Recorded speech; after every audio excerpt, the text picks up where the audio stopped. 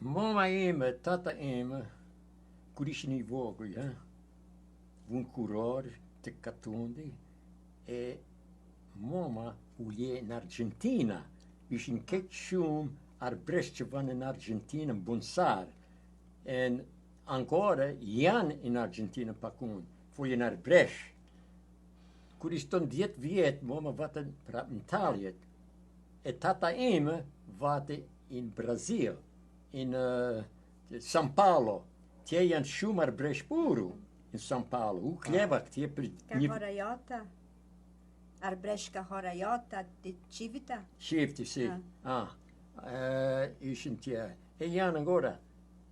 E u vajta në Brazil, kleva në Brazil për 6 muaj. Ish gjën Vicenzi kur më pa mua si isha I biri Vicenzi që shoku ati, më përqarti, më puthi, nuk më la menu 1 minutë tikja. Folni arbresh. Kish aq hare. Dhe erdha prap në shtëpi dopo këtu, kur isha I vogël, dopo kur jeva vajta në shkollën. Kur vajta në shkollën, tu nuk ditë folja ingleze fare, folja vetë arbresh, në shtëpi. Mama më folni italian, se duni se kish mësosha të folja italian. E kur vajta në shkollë dopo, qikës e qikës qetu su Rita, e më shpit, zemri foltëm arbresh të këshpia. Vetë një herë folin mama tata folin spanjol o portugez, andaj nuk dukin se u kish di. Këtë dinja pushtete. U Rita kisha 2 vlezëre, Gjuanini e Mkuci. Ata nani mos 100 vjet që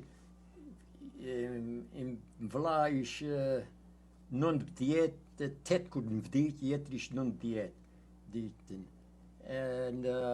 Ma bilt nuk folën. Nuk folën. Pse nuk folën? E birën, kush I di, ashtu ven. U jenë këtu, nuk du ndin. Kur vini a motra, jo motra, a shoqe Gjuaninit të mvla, vinë ka shpia të hajën diltën, e na foljem arbresh më shpit, ajo nuk duri se kish foljem, andaj ajo nuk e dini që shë thojmë.